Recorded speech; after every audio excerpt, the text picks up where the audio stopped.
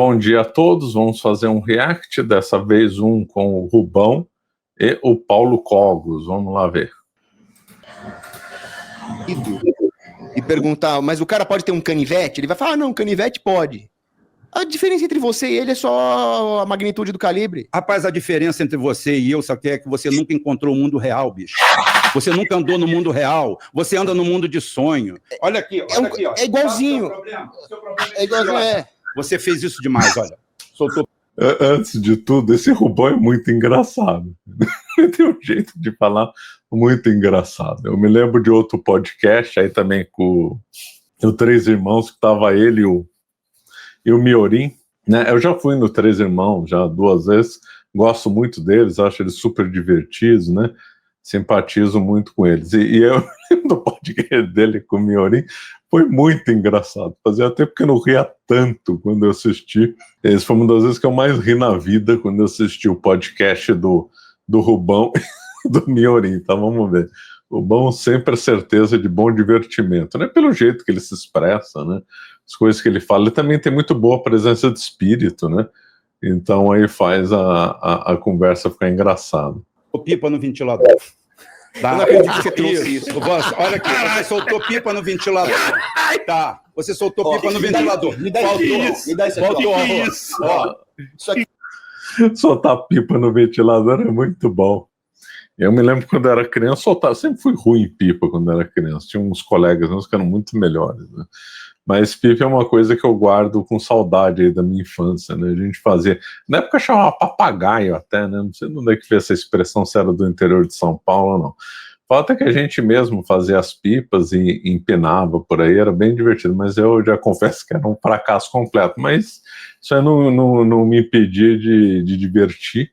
Divertia muito com pipa, pegava aqueles ventos, era muito bom. A pipa de ventilador é boa. Lembra você a promoção imperdível nessa coleção de História da Igreja que a editora Caravelas acaba de lançar. Só vai até dia 24 de abril, aproveite. Clique no link que está na descrição, no QR Code que aparece na tela. E é o Rubão. Agora eu não. São autores, é leitura. Isso. E ele vai falar que eu que não estou no mundo real. Isso. Bom, o mundo real. Mas sabe quando você dá uma aula de economia para um socialista, ele fala, você nunca morou numa favela. É a mesma coisa que ele fala, não, mas eu nunca morei em favela, não, bicho. Não, eu não morei em favela, uma analogia. Não, mas você não consegue compreender uma analogia.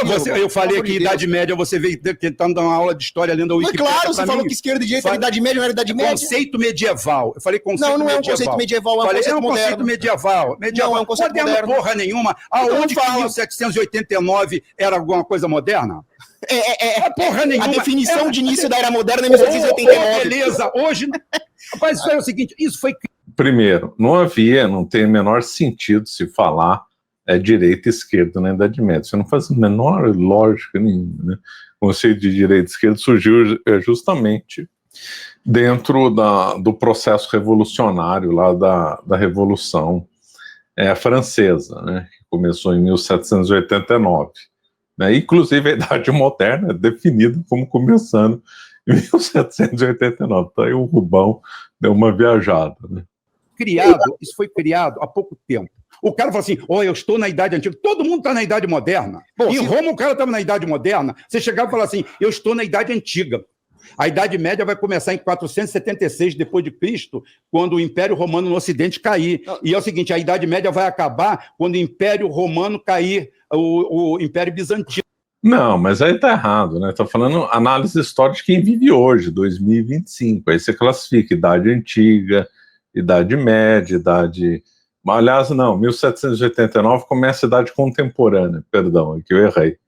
Né? Fiquei falando aí, acabei errando. A Idade Moderna começa no Renascimento e termina na Revolução Francesa. E a Idade Contemporânea começa com a Revolução Francesa, né? Então, aí frisando, Idade Contemporânea a partir de 1789, Idade Moderna no entre o Renascimento e a Revolução Francesa, né? Que se coloca mais ou menos como a queda de Constantinopla, 1453. Então seria de 1453 até 1789. A Idade Média durou, grosso modo, 1000 anos, desde a queda do Império Romano, se dá a data 476. É lógico que essas datas aí é só por uma mera... para facilitar, né? Porque lógico que É mais do que um ano, claro. Né? Mas isso aqui é uma análise para quem vive hoje. É lógico que o professor morava no Império Romano na Idade Média, ele não se definia como Idade Média ou Idade Antiga, claro, né? Em 1453, lá que o negócio, o cara, eu estou morando na Idade Média, o cara não sabia que estava morando na Idade Média, nós é que conceituamos isso depois. Então, para mim, quando eu falo conceito medieval, é qualquer coisa abaixo do que a gente pode chamar de revolução industrial, porque é o que fez a mudança, o que mudou praticamente a humanidade. Então, ele está dando uma outra visão, né? Eu já vi essa divisão de periodização, por exemplo, o Jacques Le Goff segue. É uma visão de uma interpretação, para uns, uma interpretação marxista, e para outros, como coloca aí o Marco como a própria Revolução Francesa e a Revolução Industrial. Eu não concordo com essa periodização, achei ela errada, né, porque entre a Idade Moderna, ou seja, entre 1456 e 1789, foi um período muito diferente que da Idade Média. Então, eu acho incorreto estender tudo a Idade Média até 1789, conforme alguns historiadores acabam definindo. Mas existe essa periodização que vai até 1789, até a Revolução Industrial. Existe essa interpretação, mas eu não acho ela totalmente errada. E a Revolução Industrial... É um marxista mesmo, ele acha que, ele acha que o meio de produção material altera a análise histórica. Porque sempre fizeram para você nunca fez porra nenhuma na vida. É um marxista. Deixa ele te convencer, Rubão, ele vai te convencer. Ele tá aqui para isso, por favor. Pode convencer. É um sujeito... olha como esse cara é hipócrita. Ele fala, o Cogos vem desmerecer o meu trabalho. Eu justamente falei que o trabalho de pessoas não, você tá me interrompendo, o cara não tem educação. Desculpa. Não, educação não tem mesmo não, graças a Deus. Bom, então pelo menos tenha respeito aos espectadores. Vamos lá. Eu deixei você falar. Fala aí, Cogos. Então, primeiro, o Rubão vai falar, o Cogos desmereceu o meu trabalho, sendo que vocês estão de prova que eu disse que o trabalho dele é que sustenta materialmente a sociedade. Eu não desmereci o trabalho de ninguém aqui. Ele é que está desmerecendo o trabalho de um professor de economia e filosofia. Como se o trabalho de... Então você está ofendendo todos os professores, todos os intelectuais que estão assistindo aqui. Muito bem. Depois, outra. Você fala, eu defendo a autodeterminação dos povos. Isso sim é um conceito medieval. Isso é Francisco Soares, lá na Escola de Salamanca. E a autodeterminação... Eu tenho base teórica, tá?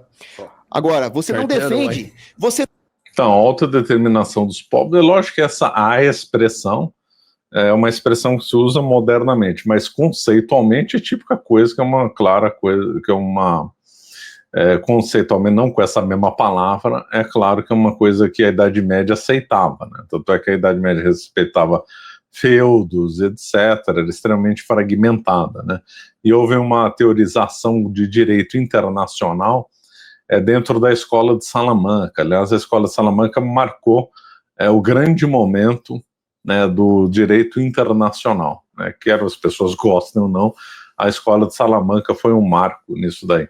Você não defende a autodeterminação dos povos, é conversas mole sua, sabe por quê?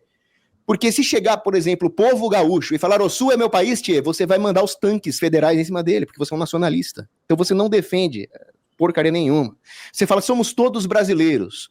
Sim, realmente nós temos muitos elementos que nos unem enquanto povo brasileiro, culturais, linguísticos, mas se você acha que isso é justificativa para nós pagarmos imposto para Brasília, então eu poderia falar, somos todos do continente americano, você vai querer um país pan-americano, ou somos todos europeus, aí você vai defender a União Europeia, que é um bando de globalista safado, que você é contra.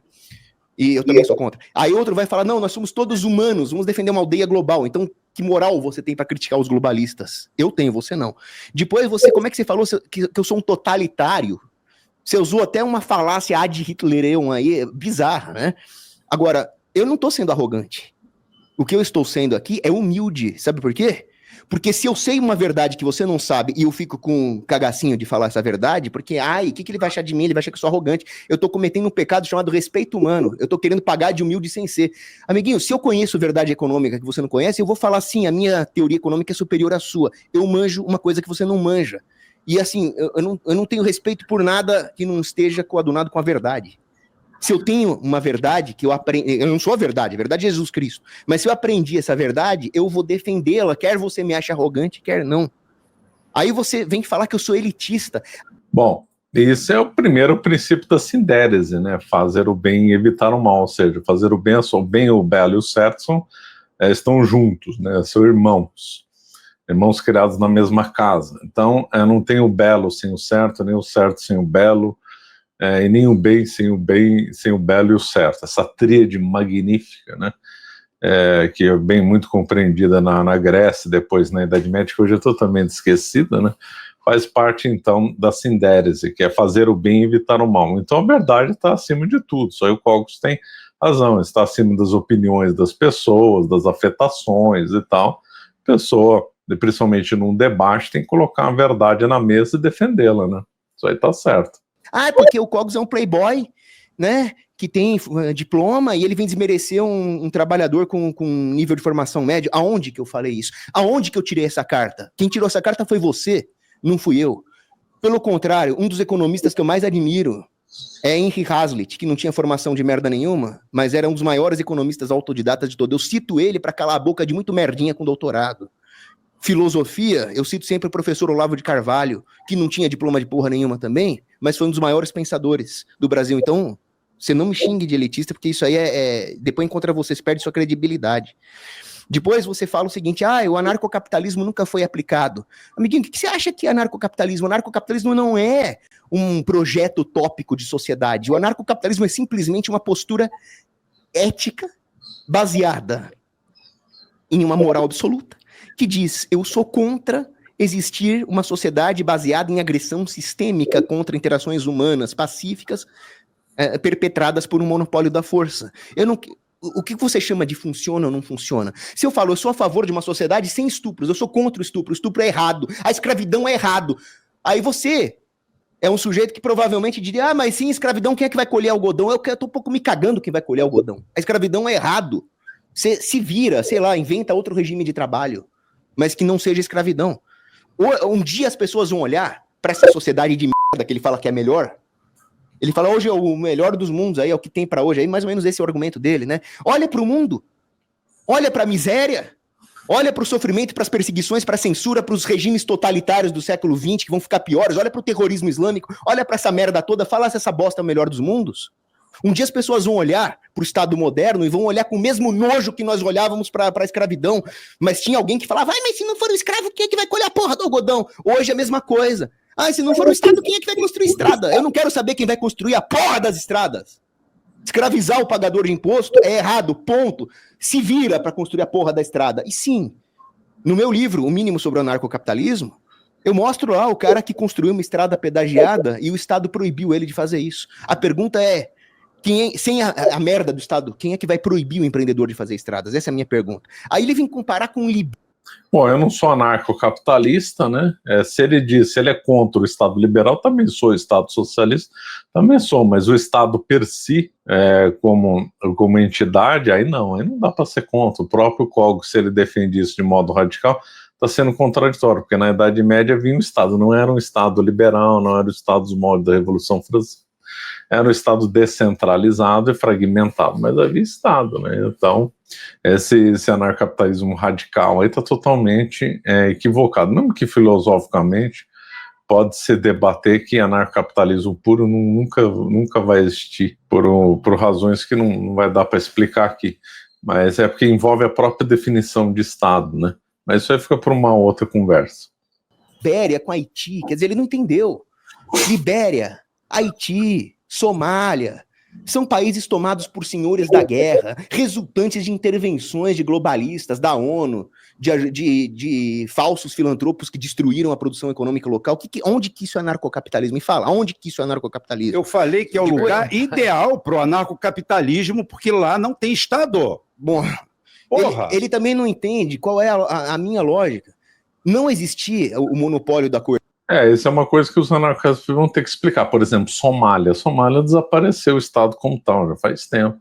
E lá a sociedade não se desenvolveu bem, né? Aí os anarcapitalistas dão uma explicação meio furada, né? Coerção aí, que nós chamamos de Estado, não é condição suficiente para você ter uma sociedade funcional. Você vê, por exemplo, ele citou lá os libertários que foram comidos por urso. Isso aí se chamava Freetown Project, lá em New Hampshire. Né? Aqueles caras. Peraí. Peraí. Controla aí, bom. Tá engraçado? Pessoas. Controla aí, fala aí. Deixa eu falar. Aqueles caras eram left libertarians. Eles não eram right libertarians, como eu sou. A primeira coisa que os caras fizeram lá no Freetown Project foi admitir criminoso naquela sociedade. Nenhuma sociedade vai ser funcional admitindo criminoso. Eu sou contra fronteiras abertas, eu sou contra imigração em massa, eu sou a favor de deportar filha da puta. Então é claro que o Freetown Project não ia dar certo, porque eles trouxeram vagabundo para dentro daquela sociedade. Aquela sociedade não era anarcocapitalista porque ela seguia várias regulações municipais. Isso é uma coisa que ele não cita também. Então, aquilo não é o que eu defendo. O que eu defendo é que a abolição do Estado é uma condição necessária, porém não suficiente. É preciso ter uma moral cristã, é preciso ter virtudes, é preciso ter essa porra aqui, verdade. Não adianta dar uma de pacifista. É preciso ter famílias tradicionais, homem com mulher, tendo vários filhos, porque se virar uma sociedade hedonista vai dar merda. Tem tudo isso. Mas se ele falar que se a sociedade chegar nesse nível, vai surgir naturalmente um líder, né? Foi assim mais ou menos surgiu na Idade Média, reis, príncipes, duques, condes, né? O anarcapitalismo nunca vai funcionar. Aí, o que mais que ele falou? Falou do Miorim, né? Ó. Oh, pelo amor de Deus, cara, você se gaba de ter ganhado o debate contra os anarcocapitalistas porque você ganhou do Miorim? Isso é a mesma coisa que você jogar com um time cadeirante e se gabar que você é bom de futebol, cara. Vai jogar com o Real Madrid, então. O negócio é o seguinte, o Miorim, ele não entende o conceito de elite natural. O Miorim, ele vai, por que eu vou fazer as coisas aqui? Realmente, ele não tem argumento. Agora, numa sociedade livre... Eu não gosto de falar de Miorim, não, mano. Miorim é nosso amigo. Tudo bem, então ele é amigo de você. O Miorim é gente boa, né? Não vai criticar o Miorim, não. Vocês meio que ele não é. Agora, o Miorim nem o Miorim nem o Rubão entendem que uma sociedade sem Estado, certamente ela vai ter o que vários autores, De Gesé, von Leding, vão chamar de elite natural. O que é elite natural? São pessoas realmente virtuosas, inteligentes, corajosas, hábeis, enfim, que vão ter lá as virtudes corretas para exercerem autoridade, e essa autoridade se dá mediante a sua reputação e os seus resultados. E o Rubão falou em resultado. Aí eu pergunto para o Rubão, se o Estado, o monopolista, não está dando resultado, você tem a possibilidade de ter mecanismos sociais de correção, como a secessão, a concorrência? Não tem, porque o Estado se impõe. Ao passo que a elite natural, ela vai ter que demonstrar resultado para manter a sua reputação como elite natural. E as elites naturais surgiram dando resultado. Roma caiu, chegaram os protonobres ali, falaram, muito bem, eu vou construir aqui uma cidade murada, vou proteger a população contra as invasões bárbaras. E eles se tornaram nobres. Então, aí que entra em contradição com o conceito do anarcapitalismo, que justamente essa elite natural de pessoas com valor, e tinham muito valor mesmo, por exemplo, pegando os francos, os visigodos, por exemplo, tinham um grande valor, né? E aí eles acabaram formando o Estado, é uma coisa natural, né? Eu não sei se esse anarcapitalismo do Cogos aí é meio estranho, não sei se ele anarcapitalismo em relação ao Estado liberal, tudo bem, mas em relação ao Estado feudal fica estranho, né? E isso era elite natural. Agora, o Estado ele não surge como, uma invasão alienígena. O Estado ele surge da corrupção dessas elites naturais. Eu sou a favor de governo. Eu sou a favor do conceito medieval que existia de Estado, não como uma imposição monopolista, mas como a organização circunstancial da sociedade política. Só que eu sou contra... Bom, então ele tá definindo um Estado diferente. O Estado que ele é anarcapitalista é contra o Estado liberal e o Estado comunista. Também sou contra, claro, absurdo, né? E aí ele defende o Estado medieval, mas aí então deveria melhorar a definição, deveria alterar esse conceito de anarcocapitalismo, né? Você continuar prestando continência para bandido, a hora que eles se corrompem, nós temos que ter mecanismos de correção. O anarcocapitalismo é sobre você ter a possibilidade de aplicar mecanismos correcionais e se defender contra governantes tirânicos. Algo que o Rubão, por ser um estatista, nega ao povo. Então, quem é que deu autoridade para o Miorim ou para sabe Deus quem? Eu faço a mesma pergunta. Rubão, quem é que deu autoridade para o Xandão? Para o Haddad, para o Lula, para o Trump, para o Biden, nomeia, Bolsonaro. Ou para o Bolsonaro, que seja. Não adianta, eu não sou bolsonarista ideológico. Eu defendi o Bolsonaro. Eu só ampliei o leque para você não esquecer de ninguém. Tudo bem, Bolsonaro que seja. Então, quem é que dá autoridade? Eu te digo quem dá autoridade. São Tomás de Aquino explica isso. Primeiro você tem a lei natural, a lei que vem de Deus. A participação da lei divina na razão humana. Isso é lei natural. Por que matar é errado? assassinar um inocente, né? Foi porque o Xandão, o Bolsonaro, o Macron, sei lá quem falou? Não. Assassinar um inocente é errado porque viola a lei natural. Tá lá nos 10 mandamentos, inclusive. Aí o que você vai fazer? Você vai organizar a sociedade humana e vai escrever, ó, assassinar é errado, a punição é essa, o direito processual é esse. Então, é uma lei humana que é necessária para organizar a sociedade, coadunada com a lei natural. Se o cara tem uma lei contrária à lei natural, ele não tem mais autoridade legítima. Leis injustas não são leis. Então, se chegar o Xandão ou qualquer um lá do STF e meter uma caneta lá e falar, agora o aborto é ok no Brasil. Ou mesmo legislativo, vamos supor que o Congresso aprove o aborto por meios democráticos. Inválido. Porque o aborto viola a lei natural. Esse é o meu ponto como anarcocapitalista. Não é a canetada de um político que define o que é certo e errado. Porque É claro, a lei natural está acima, claro. É a lei natural que vai disciplinar, né, a lei positiva. Exatamente. Então, o aborto sempre vai ser um crime, pela lei natural. Matar inocente vai ser sempre um crime. Legítima defesa, matar, por exemplo, um bandido que está ameaçando a vida sua ou de terceiros, vai ser sempre uma coisa legítima e assim vai. A porra da escravidão já esteve na lei. A porra do holocausto, do apartheid, já esteve na lei. E dane-se que tá escrito na lei com um pedaço de papel por um filho da puta burocrático. Tá errado e acabou. Pronto. Agora, o Rubão, ele faz uma análise dos fatos baseada no senso comum e ele acerta em alguma coisa. Quando o Rubão fala, não, você tem que ter uma autoridade para aplicar a coerção, para evitar que os vagabundos tomem conta da sociedade, concordo. Ele já tá num patamar muito melhor do que uma feminista bandidólatra que gosta de bandido. Ok? Só que ele carece da chave de interpretação teórica. Ele não sabe por que a sociedade tá uma bagunça. É a mesma coisa que um comunista falar, tá errado aí esses corporativistas da Odebrecht por culpa do capitalismo. Não, não é culpa do capitalismo. É culpa do conluio com o Estado. Então o Rubão vai olhar para a sociedade e vai falar, tem bandido, tem não sei o que, é culpa do sei lá do que. A culpa é do Estado. A visão que ele tem de que as coisas estão melhorando é errada. Ele está baseado, sei lá, no Steve Pinker, que é um teórico de esquerda, que fala que a sociedade está melhorando e ficando cada vez menos violenta. Não! O século XI e o século XII foram muito mais pacíficos em termos de Europa do que hoje. Com guerras, com revoluções, com invasão muçulmana, com o problema da invasão da guerra da Ucrânia, que foi a própria... Eu concordo que foi a OTAN que provocou a Rússia, mas isso não tira o fato do Putin ser um criminoso de guerra. Assim, eu não concordo com nenhum dos dois lados. Para mim, eu não sou nem Rubão nem Rock. Eu quero que se exploda a análise dos dois.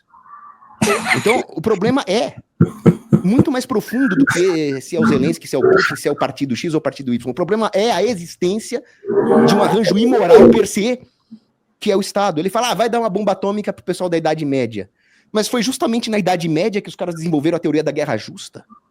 Eu duvido que um teólogo medieval ia defender jogar uma bomba atômica em 2 cidades cheias de civis, como os Estados Unidos fizeram na Segunda Guerra Mundial, o pior crime do terrorismo nuclear da história. Ele está numa linha de argumentação muito boa, Cogos. Só que ele é muito inteligente, né? Sabe argumentar bem. Prefiro dar uma bomba atômica na mão de um São Luís IX, o rei da França, do que na mão do Roosevelt, que usava ossos de soldado japonês como caneta, que botou campo de concentração para japonês nos Estados Unidos. Então é isso. Acho que você não convenceu o Rubão, não. Olha só. Eu acho que ele convenceu. Primeiro aos fatos, Jack, o estripador por partes. Quando eu falei, você viu que ele foi magnânimo comigo. Ele reconheceu o meu humilde lugar na história como peão. Eu estava fazendo. É necessário alguém carregar o piano. Se você quer tocar piano, é necessário que alguém carregue o piano. Então, eu agradeço humildemente a ele por ele ter reconhecido o meu papel como peão. Daí que eu tenho que estar no meu lugar lá, porque o meu lugar é aquele. O lugar de você aí, tá, é o seu lugar. Você não ouse ultrapassar as castas, por favor. Tá? Foi o que ele falou. Ele reconhece o meu trabalho. Ele reconhece que eu sou necessário. É o que eu falo assim, é a mesma coisa que eu falo assim, esse concerto só aconteceu porque meia dúzia de filhos da puta carregaram esse piano nas costas até aqui ao palco. Então eu reconheço a figura desse. Mas eles são carregadores de piano. E quanto à guerra da Ucrânia, eu não faço lado, eu faço análise. Eu tenho lado, mas eu faço análise. E eu desafio qualquer um a ver os meus programas e assistir isso. Isso daí é no que toca isso aí. Quanto à autodeterminação dos povos, Quem disse que os gaúchos são um povo diferente do nosso? Nós somos todos brasileiros. Agora, quem disse que essa regionalidade criada foi igual a sanha brasileira que existiu de criação de municípios? Não, uma coisa não tem a ver criação de município com regionalismo. Regionalismo é uma coisa que surge naturalmente. Ao tamanho do Brasil, é óbvio que regiões vão ter hábitos diferentes, vão ter sotaques diferentes. Isso aí não foi imposto por ninguém, né? É isso aí que vem uma coisa que se perdeu muito no mundo moderno, que era um conceito medieval, né? Que era as independências eram relativizadas. Hoje em dia, ou uma nação é independente ou não é. Antigamente, na Idade Média, você tinha níveis de independência e níveis de regionalismo, que eram distribuídos na Europa, que foram moldados ao longo do século. Ninguém impôs, falou, olha, agora aqui na região da Alsácia é diferente do que é da região da Normandia. Não, as coisas foram consolidando ao longo dos tempos. E aí, dadas as dinâmicas, esses processos, regiões se tornaram mais autônomas ou menos autônomas. Então, mesmo dentro do Império Sacro-Romano-Germânico, as autonomias dos 400 estados que chegaram até lá, ou até mais, né, eram diferentes, né? E mesmo em países que não tinham tanta fragmentação, como, por exemplo, a Espanha, a relação do poder do rei com o castelo era mais próxima do que com o rei, o País Basco, por exemplo, que tinha mais autonomia do que regiões de castelo. Então havia uma gradação, tanto de descentralização como de autonomia. E o mundo moderno hoje não percebe, não entende isso. Ou uma nação é totalmente independente ou é totalmente ouvir um estado, uma província. Né? Os únicos dois países que têm uma visão mais ou menos assim são os Estados Unidos e a Suíça, né, que dão bastante autonomia para o seu estado. O Brasil já foi assim antes do Getúlio Vargas, né? Então isso é uma coisa natural, né? E essa gradação se perdeu totalmente na história, gradações inclusive de cobrança de tributo, né? Então tinha regiões, por exemplo, que o rei podia cobrar mais ou menos tributo. Então o rei na Espanha não podia nem cobrar tributo de determinadas regiões do País Basco. Ele tinha, o único direito que ele tinha na prática era de convocar homens para a guerra. Ficou célebre o caso do rei Luís XIV, o rei Sol, de querer aumentar impostos na região da Lorena ou da Alsácia, e não conseguiu, porque era vedado pelos costumes, e de outra região ele poderia. Então essas gradações de regionalismos, autonomia, semi-autonomia, níveis de independência é uma coisa que o mundo moderno perdeu e não entende. E são esse enfoque que enriquece a sociedade humana, e o ser humano é feito dessa forma, ou seja, com regionalismos, com localidades, né? Então o gaúcho tem um jeito de ser diferente do nordestino. Ninguém é melhor que ninguém, mas é diferente. Isso daí deveria ser respeitado pela legislação, com mais autonomia para os estados, e infelizmente não é. Todo mundo queria um município para chamar de seu. Aí, quando entrou esse lixo dessa nova república, que é um lixo, é isso que eu combato? Quando entrou essa nova república, o que começou foi se fabricar, de um município você fazia 3, sem aumentar a receita. Ele, como economista, deve saber que... Não, mas isso aí está totalmente errado, né? Essa profusão de municípios que o Brasil conheceu já faz 30 anos, mais, né? Quase 40 anos, está errado, lógico, não estou nos referindo a isso. Agora, os municípios no Brasil cresceram de forma histórica, né? De processo natural. Não estou favorável a essa fragmentação de municípios por canetada, como que aconteceu, né? Essa conta não fecha. Tá? O cara tinha um município, criou 3. Pegou 3 negócios, cada um tinha um estado para chamar de seu. Porque os municípios brasileiros funcionam exatamente como mini países. Tem um congressinho, tem isso, tem aquilo, tem aquilo. Quantas vezes eu vim aqui, o que eu falei? Eu defendo a extinção dos municípios, da carreira de vereador e de prefeito. Tá? Prefeito tem que ser cargo de carreira da administração pública. CEO. Tá? Biônico. Como se fosse. Que seja biônico. Melhor biônico do que ladrão. Melhor biônico do que ladrão. Aí não dá para concordar, né? Inclusive isso aí viola a tradição brasileira. Porque se a gente for ver pela história, história é mãe da vida, mestra da vida, né? Não adianta. A gente vê como nasceu o Brasil, por exemplo, a primeira Câmara de Vereadores das Américas foi São Vicente. Então, já desde de sempre, né, o Brasil já tinha essa tradição de ter uma Câmara de Vereadores, né, de já ter uma população já se organizando e escolher seus líderes, né? Então, essa visão aí biônica é um termo que vem dos militares, né, o tal senadores biônicos, uma invenção totalmente delirante, né? Justamente para manter o poder, um conceito completamente horrível, o senador biônico, né? Criado no tempo do governo Geisel. Então, essa visão de indicação de cima para baixo é totalmente contra, né? Isso aí dá margem para mais corrupção, mais concentração de poder, dá mais controle sobre a população. Isso aí não faz o menor sentido.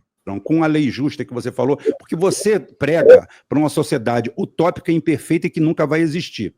Ela só vai existir ou num hospício, tá?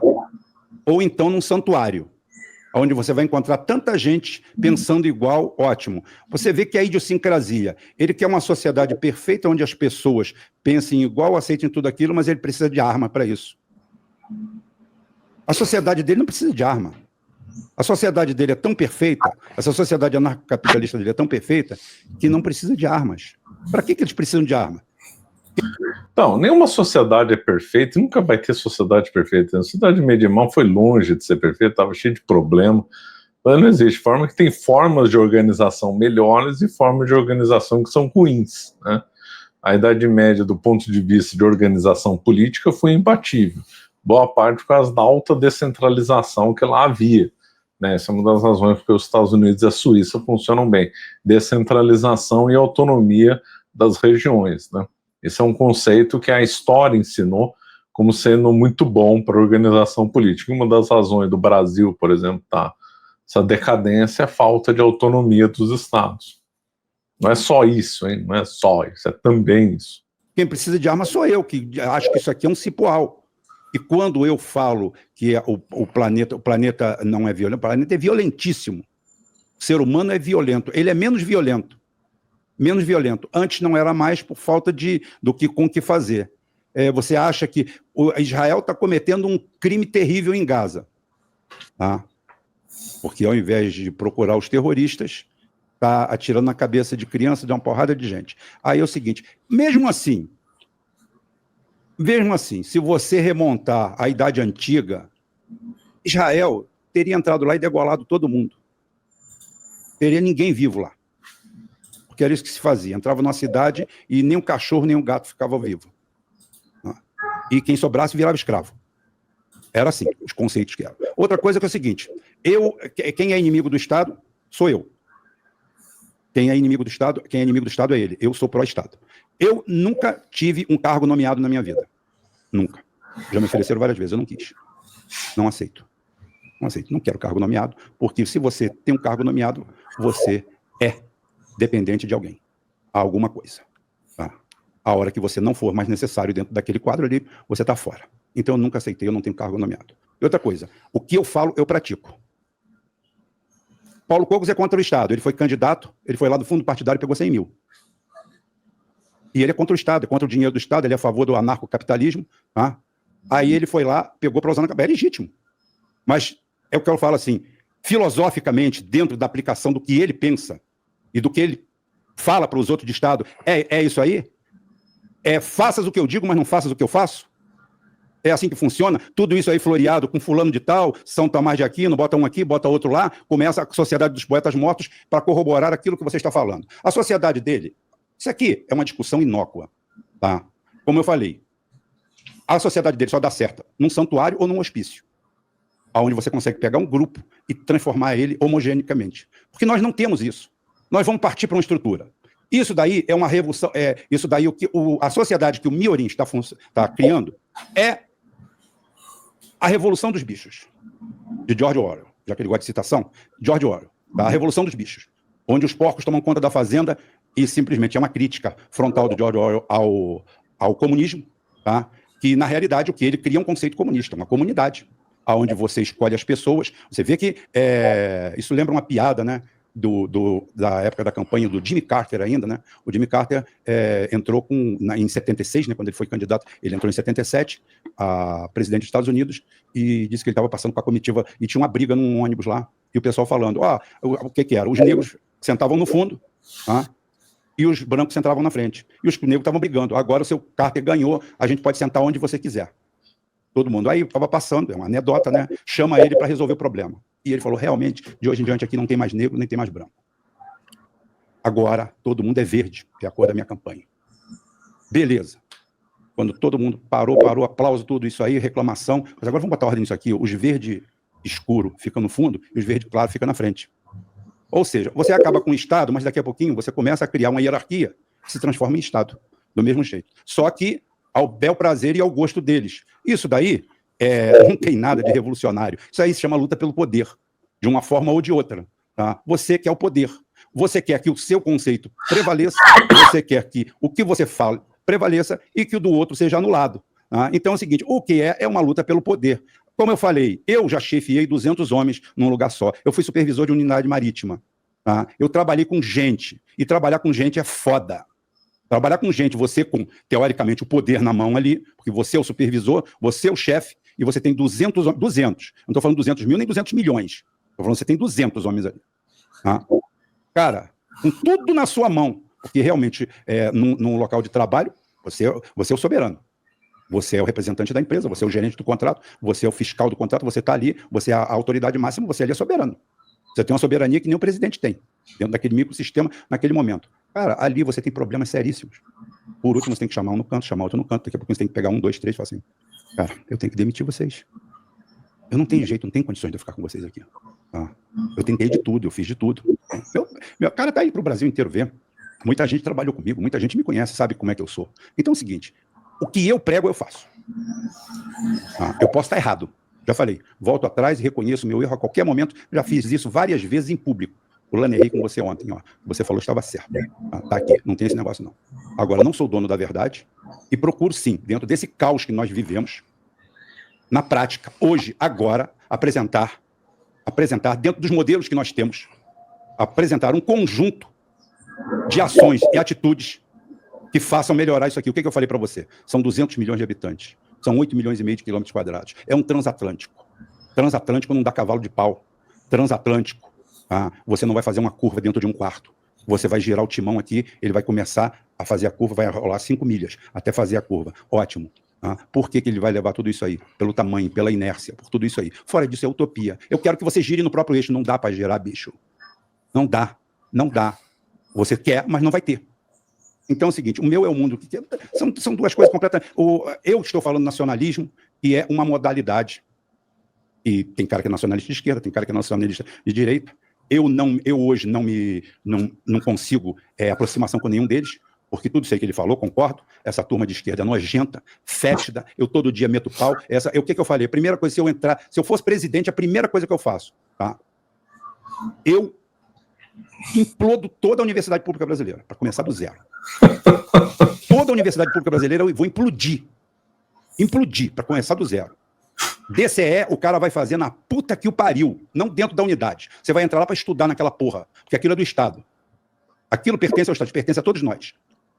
Tá? Você quer democracia, você quer negócio, vai estudar na PUC. Vai estudar onde você quiser. Lá na PUC você chega lá, você tem que sentar, você tem que ajoelhar no milho. O que aqui que é público você vem fazer baderna? Por que você pega um alojamento igual alojamento? Estou falando prática, praxis, o mundo real. Tá? Ali, você chega dentro da Universidade Federal do Rio de Janeiro, no campus da Universidade Federal do Rio de Janeiro, vai lá no alojamento. Isso aí é pouco para você entrar lá dentro. Vai de AR-15, que se bobear tem quadrilha lá dentro. Aquele que eu não concordo com eles, mas como eu falei, onde eu concordo com alguém, eu boto o nome, cito e falo assim, tá certo nisso aqui. Aquele Weintraub, o cara, quando falaram que tem universidade pública, tem mesmo. Tem mesmo. Você entra dentro daquele alojamento ali, tem família morando lá dentro. Família, aquilo é um chiqueiro, é uma favela. Como é que aquilo deveria funcionar? Você faz jus a usar o alojamento? Tudo bem. O alojamento fecha 10h30 da noite. Fecha 10h30 da noite. Acabou. Aqui vai ter revista toda semana. Ah, porque tá ferindo meu direito. Meu amigo, vai pro Copacabana Palace. Só para esclarecer, você pode continuar falando, mas eu quero saber se é a favor de realmente abolir a faculdade pública ou você quer reformar? Não, eu não quero abolir a faculdade pública. Eu quero que ela seja reiniciada, inclusive, eu sou a favor. Eu quero, sim. Tava bom demais pra ser verdade, quando implodir, eu falei, Não, mas olha só. Mas olha só. Olha aqui. Mas só que tem uma coisa. Eu quero administração profissional e eu sou a favor. Tecnocrata. Exatamente, porque sem tecnocracia você não vai a lugar nenhum, você não estava aqui, sua mãe não tinha emprego, não tinha trabalho, você não teria trabalho, ninguém teria, você sobreviveria de quê? Você cataria minhoca? Você já tirou minhoca do asfalto? Você já entrou numa selva para sobreviver? Se não tivesse tecnocracia, nós temos o pior do mundo, o que nós temos que fazer é melhorar ele. O esqueleto está aí, nós temos que descarnar ele, você é um cara bom, você é um cara inteligente. O Rubão é bom de oratória. Ele entrou em contradição. Ou implodir a universidade e ao mesmo tempo reformar, ou é um ou é outro, né? Ele entrou em contradição. E depois ele muda de assunto, né? Tá, mas ele é bom de oratória. De oratória, não tanto de argumentação. Gente, você é um cara bom. Você sabe por quê? Porque você é honesto. Isso aí é raro. Isso é raro. Honestidade é raro. E você é honesto. Tá? Mesmo seus conceitos, briga comigo, caramba, você é um cara honesto. Então é o seguinte, você é um cara aproveitável em qualquer sistema de verticalização. Porque você acredita no que você fala, você acredita no que você pensa. Isso daí é realmente raro na nossa sociedade. Você só vê bandido. O que nós falamos aqui ontem? Quanta gente chega aqui eu posso falar para vocês, tudo que a gente está falando aqui, a gente estava falando antes. Ninguém aqui botou empecilho, nem eu, nem ele. Então é o seguinte, o que o cara fala? O cara desligou o microfone, o cara fala um monte de coisa que ele não teve coragem de falar no ar. Não. Um monte de coisa que ele poderia falar, não, mas olha só, isso aqui, mas eu não vou falar não, porque eu não vou me comprometer. Não, mas tem muita coisa que não dá para falar mesmo, porque o Brasil não está em situação normal, né? Está um ambiente de censura. Então a pessoa tem que ser, o nome disso é prudência, tá certo. Porra nenhuma. Então você é um cara que você não tem medo de dar cara a tapa. Isso aí é louvável. E outra coisa, você é honesto. Você chegar para mim e falar assim, vem cá, você é presidente da República, você nomearia o Cogos reitor da Universidade Federal do Rio de Janeiro?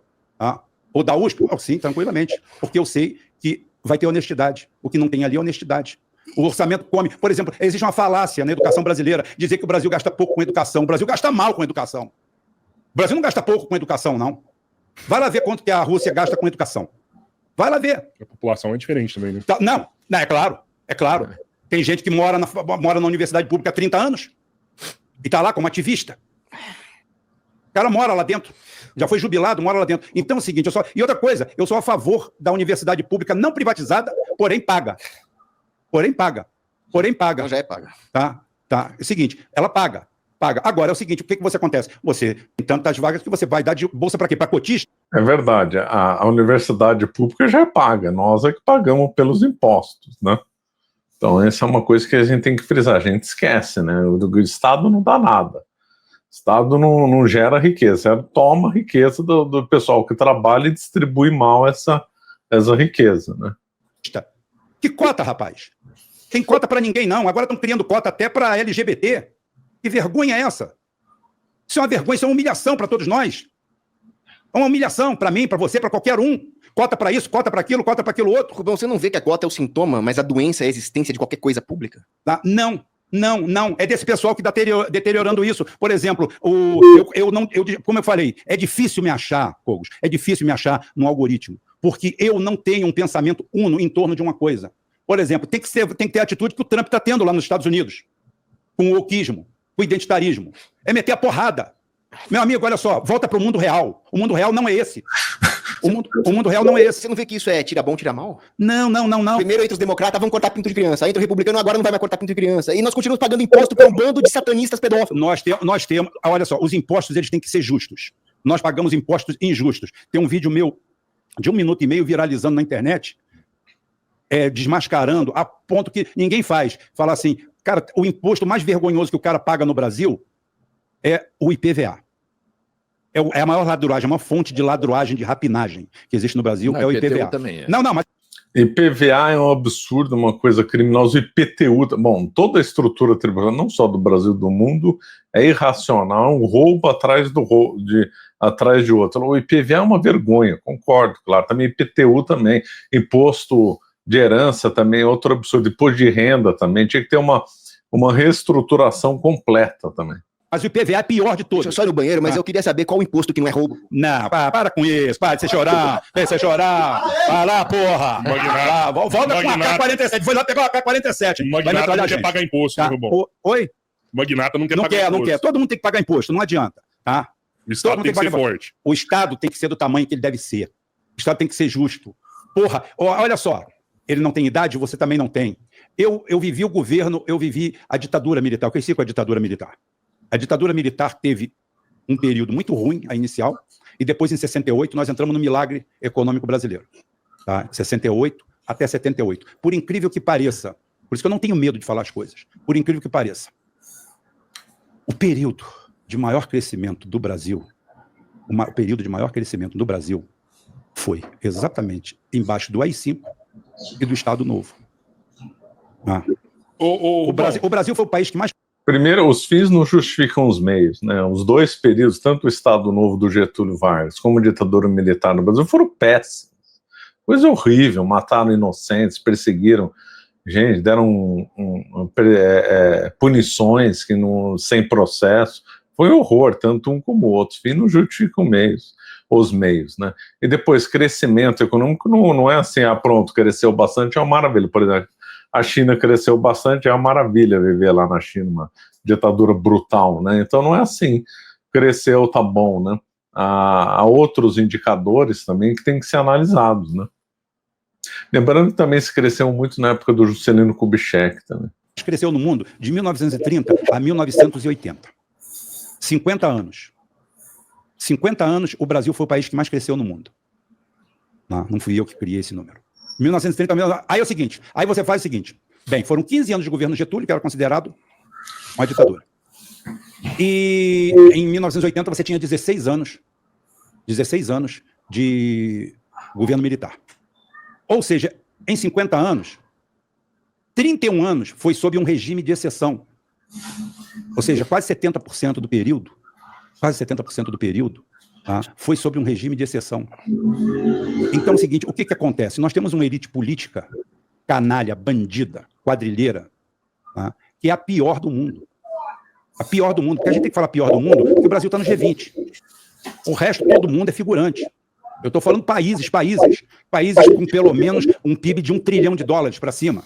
Tá?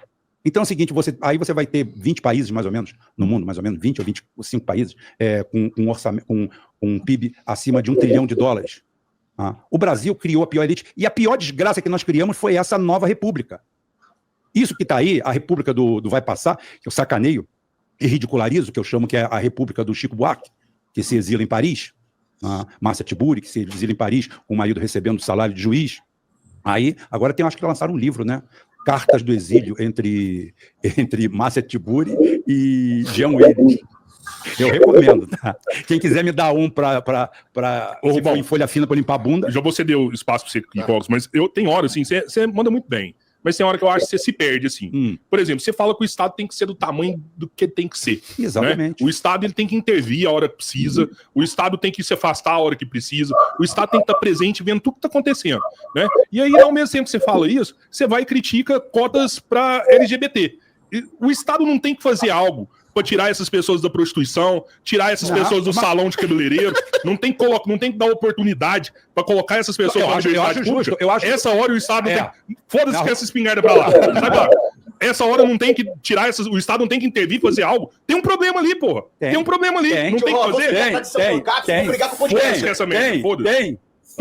Tem. Aí é o seguinte, eu vou fazer uma coisa. Você também deveria usar cotas. Você vai ao médico? Hein? Vou. Você tem um médico para ir? Tem vários. Por quê? Porque eu preciso. Mas por que você vai neles? Porque eu preciso ir, pô. Eu vou te receitar agora outros remédios. E as pessoas, quando precisam de algo, você tem que fazer algo. Não. Eu vou te dar uma relação agora de médico que você tem que ir por cota. Se você quer cota para os outros, tem que usar para você também. Você não vai ir só no seu médico que você gosta, que você quer, não. Só porque ele é bom, não. Só porque você descobriu que ele é o melhor. Você tem que deixar de ser segregário. Que conversa de louco é essa? Você também é doido, tá tudo bem, tá tudo tranquilo. Sou doido, mas eu sei economia. Tá, então. Olha só. Não, eu tô falando, se você quer cota para os outros, faça você também cota. Você não vai no mesmo médico.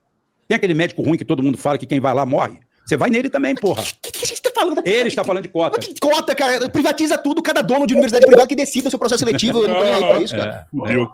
Fudeu com a educação. Quer fazer cota pra quem... Não tem cota, bicho. Olha só. Quer fazer cota pra quem joga bem Mario Kart, que dane, cara. Problema de cada um. Olha só, não tem cota. Acabou. Nesse ponto, o que aconteceu é o seguinte, eles estigmatizaram a palavra... Nesse ponto, sim, não teria que ter cota. Não tem cota, não tem cota. Universidade para todo mundo, né, pô? Quem quiser, lá passa. Peraí. Tem universidade para todo mundo. Quem quiser, faz. Não, quem quiser, e é o seguinte, e quem tem capacidade e vocação para aquilo? Todo mundo agora no Brasil quer ser médico. Por quê? Porque paga bem. Dentro desse mercado caótico que nós temos, paga bem. Aí é o seguinte, vou deixar o Miorim... Desculpa. Paulo Cobos, cara, desculpa. O Miorim tá 3 vezes mais gordo que eu, você vai me chamar de Não, o Miorim tá com regime, velho. O regime que é o tá emagrecendo pra caralho. Ele tá emagrecendo o espaço em volta dele. Tá bonitão. O espaço em volta do Miorim. Manda aí, Cobos, manda aí. Manda aí. Fala aí, Cobos. Esse debate orbita em torno do Miorim por causa do campo gravitacional dele, mas enfim. A estrela de sexta grandeza. Você fala, o Miorim tá emagrecendo, ele vai voltar a treinar, depois ele vai fazer uma fight music que vocês vão tudo se ralar com ele. Sim, sumou. Bom, vamos lá. Eu fiquei meio assustado aqui, que parece que o Rubão, ele defende prefeitos biônicos. E é a mesma pessoa que disse que defende a autodeterminação dos povos. Quer dizer, o povo não tem direito nem de ter o seu prefeito local próximo da população. Tem que ser um cara nomeado por um interventor. Então isso mostra aí o apreço que o Rubão tem pela liberdade, que infelizmente é nenhum. Né? Outro, ele fala, os pequenos municípios funcionam como paizinhos, dão um gasto enorme. Então, primeiro, o Rubão não entende que quando você tem uma burocracia centralizada, para você capilarizar essa administração central até os lugares menores, você vai criar um aparato burocrático gigantesco e alienígena em relação à comunidade que ele quer administrar. Isso vai ser extremamente ineficiente e no final vai sair muito mais caro do que se você tivesse uma administração localista focada no município. Além disso, eu acho engraçado que o Rubão se diz nacionalista e fala que os gaúchos não são um povo no sentido de que o Brasil é um povo, então ele está querendo se ater, sei lá, algum tipo de formação histórica do povo, mas ao mesmo tempo ele nega a formação histórica do Brasil, que é municipalista. Então se você voltar lá para a formação do Brasil, o que é o Brasil na sua origem? São as ordenações manuelinas, a moral católica e o municipalismo neofeudal. O Brasil é fruto de uma cruzada. Sim, claro. O Portugal era municipalista, né? Foi o que eu falei lá de São Vicente. Então, o Brasil tem essa essência municipalista, tá? O erro é o abuso não tolhe o uso, né? Estão fazendo muito município, é outro problema, mas o conceito de dar autonomia para os municípios é muito bom. Essa história de prefeito biônico é simplesmente delirante. Então, como é que ele nega essa raiz do Brasil, que é o municipalismo, que funcionava muito bem, porque quando você decide as coisas localmente, você está muito mais próximo da realidade situacional daquele vilarejo, você evita a ineficiência de uma administração burocrática, você evita a imposição de coisas que podem até funcionar para um local, mas não funcionam para outro. E ainda por cima é muito mais econômico, porque em vez de ter um aparato burocrático gigante, você vai ter ali aquilo que é compatível com a realidade econômica dos municípios. Claro que hoje existem municípios que dão prejuízo, mas por que isso? Porque existe uma série de incongruências no sistema causadas pelo Estado Central que subsidia um em detrimento de outros. Pega o imposto daqui e transfere para lá. É claro que vai surgir uma elite política, uma oligarquia coronelista, clientelista, mas a culpa é do quê? É do Estado centralizado. E ele não entende isso. Ele fala que eu quero construir uma utopia. Eu não quero construir utopia nenhuma, cara. Eu só quero que a ética seja respeitada. Eu já falei que eu não sou utópico. E aí quando ele fala que o gaúcho não é um povo, olha que coisa. Existem elementos da cultura gaúcha, musicais, gastronômicos, etc., que tornam o gaúcho muito mais próximo de um uruguaio dos Pampas do que de alguém que está no Acre. Então, o Brasil, a unidade política brasileira é artificial. A união cultural é muito mais visceral se você comparar um gaúcho com um uruguaio do que um gaúcho com alguém que está no norte. Então, eu não estou aqui sendo algum esquerdista babaca que vai falar, Cogos é xenofóbico, não. Eu quero que floresça a cultura nordestina, eu quero que floresça a cultura lá de Manaus, que já foi a Paris dos Trópicos, eu quero que floresça tudo. O que destrói esse florescimento do verdadeiro Brasil, dessa brasilidade, é o estamento burocrático em Brasília. Ou você acha que os burocratas malditos de Bruxelas representam as várias culturas europeias? Não, eles representam a destruição das várias europeidades locais. Esse é o meu ponto. Depois ele falou, Israel tá lá cometendo um monte de crime de guerra, não sei o quê, mas se fosse na Idade Média ia ser pior. Ué, pelo contrário. Na Idade Média, geralmente as guerras eram travadas entre os militares, entre a classe cavaleira. Era os Bellatori, o segundo estado. Essa coisa de envolver civis e matar civis, jogar bomba em criancinha, carpet bombing, isso é um fenômeno do Estado moderno. Isso é um fenômeno do Banco Central, que financia esse tipo de guerra. A guerra total é uma modalidade contemporânea de conflito, que mata muito mais civis do que morria civil na Idade Média. Então, o Estado... Pura verdade, claro. Essa guerra total não havia na Idade Média. Isso é uma coisa moderna, de matar, sobrar para todo mundo. Chegamos na Idade Média, isso aí era resolvido entre os nobres, né? A ascensão do Estado moderno resultou em guerras cada vez mais sanguinolentas. Não é possível que ele seja um analista de geopolítica e não enxergue o quão desumanas e destrutivas são as guerras modernas. Outra, Aí ele vem falar lá aquele argumentozinho raso de, o Cogos é anarcocapitalista, mas ele tem um cargo nomeado na administração pública, pegou o fundão eleitoral. Peguei fundão eleitoral, vou pegar mais, e os comunistas que estão me criticando por isso, pode pedir pra tua mãe fazer mais programa na zona, porque ela vai ter que pagar mais fundo eleitoral, seus comunistas, filha da puta. Sabe por quê? Porque eu li Antônio Gramsci. Antônio Gramsci é um comunista filho da puta, mas ele é um comunista muito inteligente. Ou seja, um patife, né? Porque comunista inteligente é patife. O que o Gramsci falava?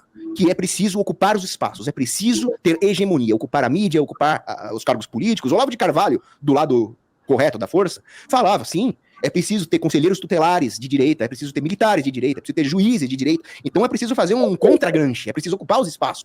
Então, sim, eu vou usar o aparato estatal, eu vou usar o dinheiro estatal para ocupar os espaços com a direita libertária que quer abolir esse aparato estatal, doa a quem doer.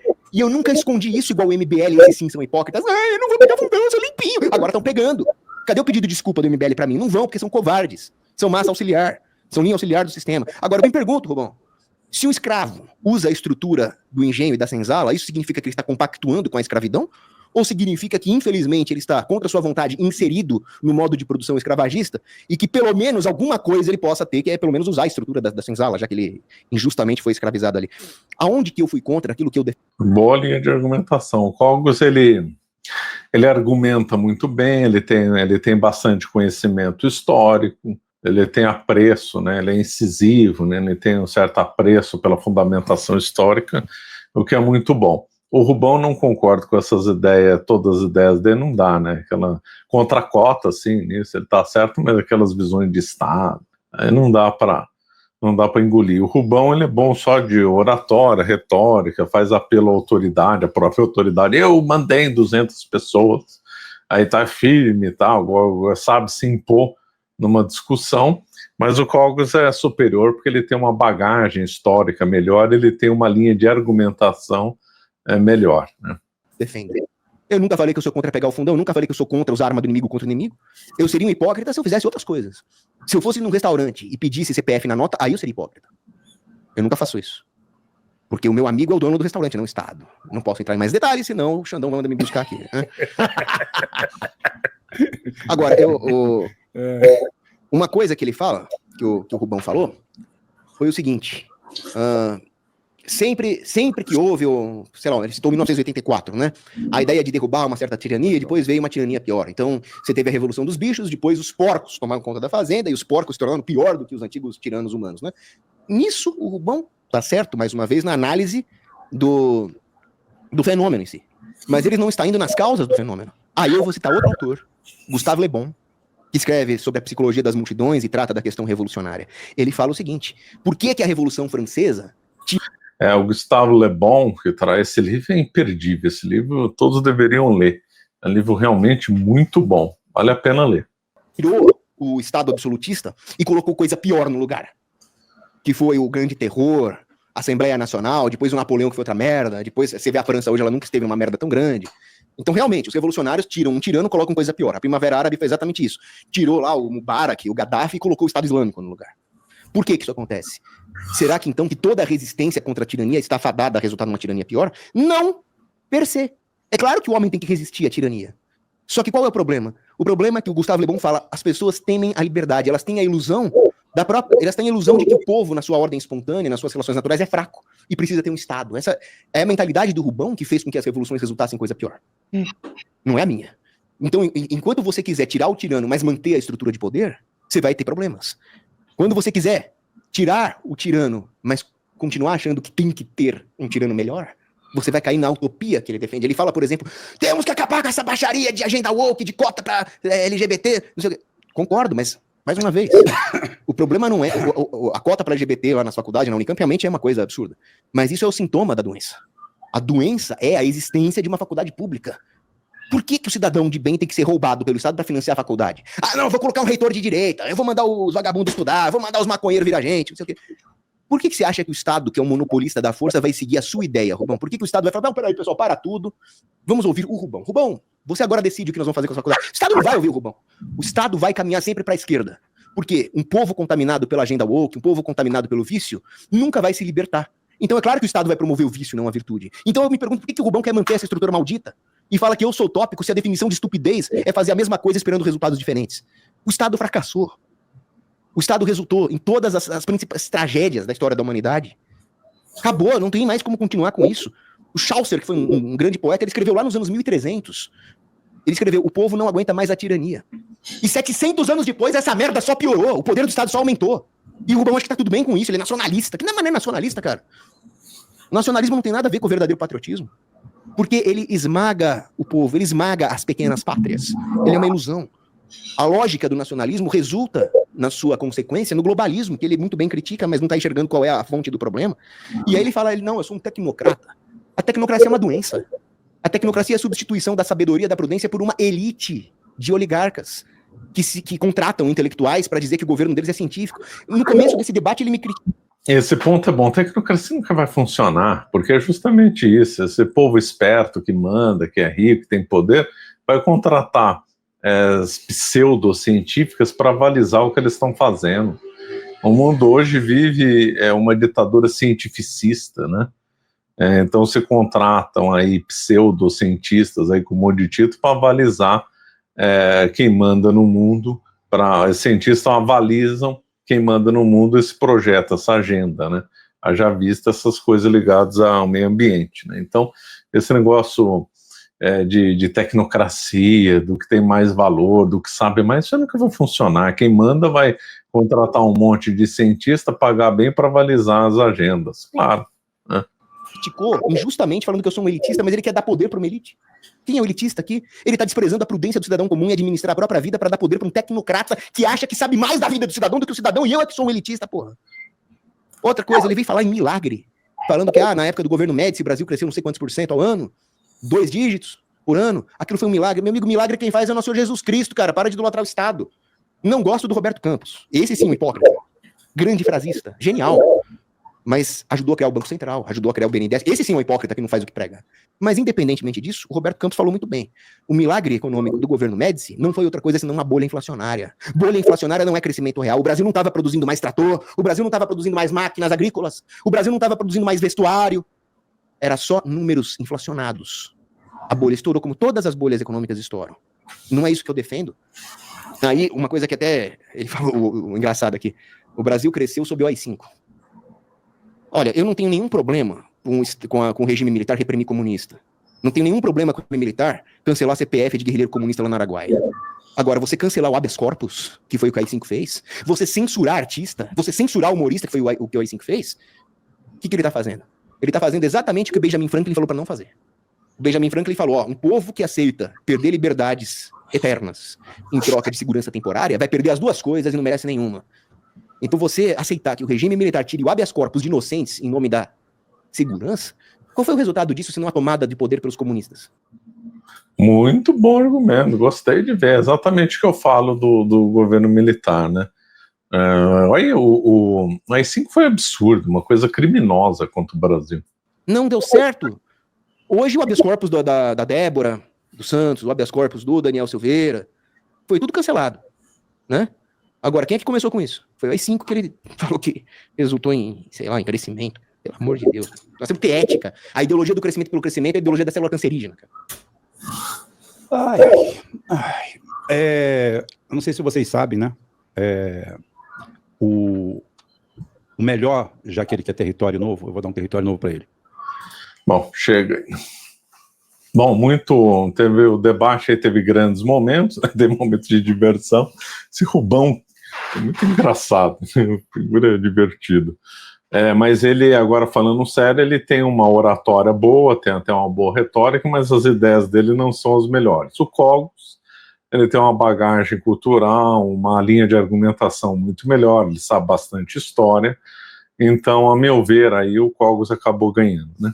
Bom, antes de finalizar, gostaria de dizer que a nossa editora Caravelas está com uma promoção imperdível sobre a história eclesiástica aqui do Padre Rivot, excelente coleção, não percam a oportunidade de adquirir essa obra, né? São 2 volumes com desconto excelente, depois nós não vamos conseguir mais dar esse desconto, porque nós estamos em campanha.